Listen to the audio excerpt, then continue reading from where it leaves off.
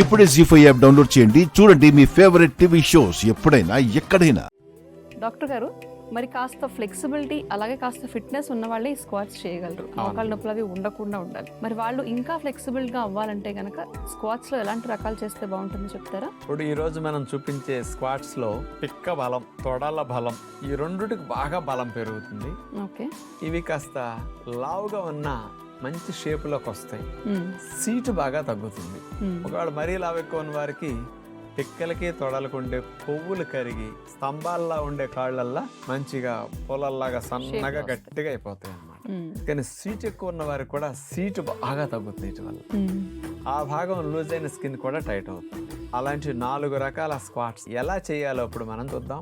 Fitness ని బాగా పెంచే 2 స్క్వాట్స్ ని ఇప్పుడు చూడబోతున్నాం. ముందుగా స్ట్రైట్ గా నుంచుని నమస్కార ముద్రలో చేతులు పెట్టిన తర్వాత 2 కాళ్ళని 2.5 అడుగులు దూరం అట్లా జరిపేసి మోకాళ్ళ మీద అట్లా వంగి కూర్చుంటాం.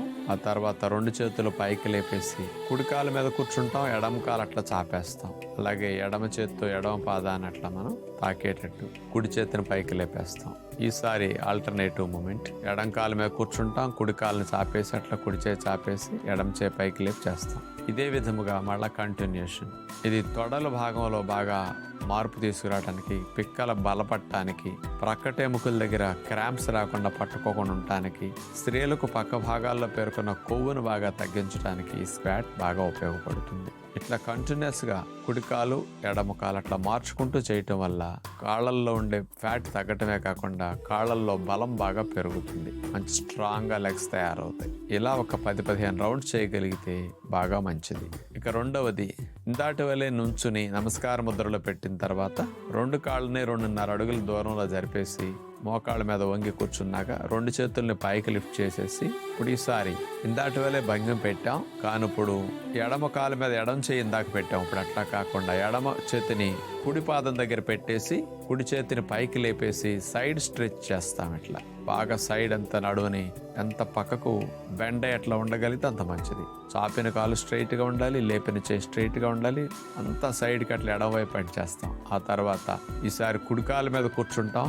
ఎడం కాలు చాపేసి కుడి చేతిని ఎడం పాదం దగ్గర పెట్టేసి ఎడమ చేతిని పైకి లిఫ్ట్ చేసి కుడివైపు అట్లా సైడ్ బెండ్ అయి స్ట్రెచ్ చేసి ఉంచుతాం. మళ్ళా లెఫ్ట్ సైడ్, మళ్ళా రైట్ సైడ్, ఇట్లా ఆల్టర్నేటివ్ మూమెంట్లో స్క్వాట్ చేస్తాం అనమాట. ఇట్లా ఒక 8-10 రౌండ్స్ చేయగలిగితే కింద నుంచి పై వరకు అన్ని భాగాల్లో మంచి ఫ్లెక్సిబిలిటీ రావడానికి, మీ బాడీ షేప్ కాస్త స్లిమ్గా కరెక్ట్గా అవటం కొరకు ఈ స్క్వాట్స్ 2 బాగా ఉపయోగపడతాయి. ట్రై చేయండి. గుండె జబ్బులకి దారి తీసే 2 రకాల హాని కలిగించే వాటిని తగ్గించుకోవడానికి 2 కారపొడి చెబుదాం అనిపిస్తుందమ్మా. ఒకటి ఎల్డిఎల్ అనే బ్యాడ్ కొలెస్ట్రాల్ ని తగ్గించడానికి, రెండోది రక్తంలో ట్రైగ్లిజరైడ్స్ అంటే బ్లడ్ లో కొవ్వుని తగ్గించడానికి ఉపయోగపడే కారపొడి. కరివేపాకు కారపొడి ఎల్డిఎల్ అనే బ్యాడ్ కొలెస్ట్రాల్ తగ్గించడానికి ఉపయోగపడుతుంది. మునగాకు కారపొడి బ్లడ్ లో ట్రైగ్లిజరైడ్స్ తగ్గించడానికి బాగా ఉపయోగపడుతుంది.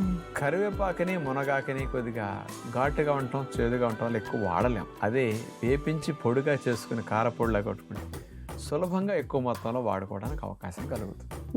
ఇక్కడ కరివేపాకులో హై ఫైబర్ ఉంటుంది. ఈ హై ఫైబర్ కరివేపాకు కారపొడి మనం తిన్నప్పుడు ప్రేగుల్లో డైజెషన్ అయ్యే క్రమంలో షార్ట్ చైన్ ఫ్యాటీ యాసిడ్స్ గా తయారవుతాయి. ఇవేం చేస్తాయి అంటే బాడీలో కొలెస్ట్రాల్, ఎల్డిఎల్ కొలెస్ట్రాల్ ప్రొడక్షన్ ని రెగ్యులేట్ చేసేస్తాయి తయారవకుండా.